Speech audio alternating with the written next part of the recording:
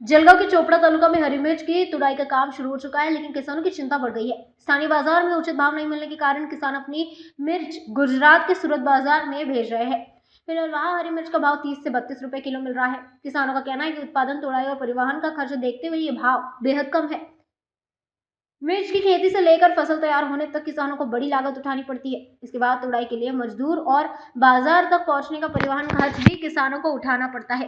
किसानों के मुताबिक 40 रुपए किलो से ज्यादा भाव मिलने पर ही लागत निकालने के बाद कुछ आमदनी बच सकती है। युवा मिर्च उत्पादक किसान मयूर पाटिल ने मौजूदा भाव पर चिंता जताई।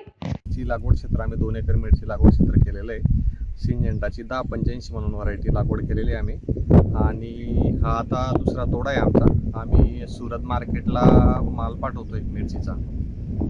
रुपये भाव तर परवडत नाही। आता सध्याच्या कंडिशनला मालाची आवक जास्त असल्यामुळे मार्केटला 30-32 रुपयामध्ये शेतकऱ्यांना तर पाहिजे तसा पैसा राहणार नाही। पण आम्ही प्रयत्न करतोय, आणि व्हायरस वगैरे पण त्याच्यासाठी आम्ही फर्टिगेशन, फवारणी, त्याच्यामध्ये खूप पैसे खर्च लागतात। मिरचीवर बरेचसे रोग येतात, आणि पावसाचं वातावरण बघता आता आम्ही पुढे जर प्लांट चांगला असेल तर थोडेफार भाव जर वाढले तर आम्हाला 2-4 पैसे शेतकऱ्यांना राहू शकतात।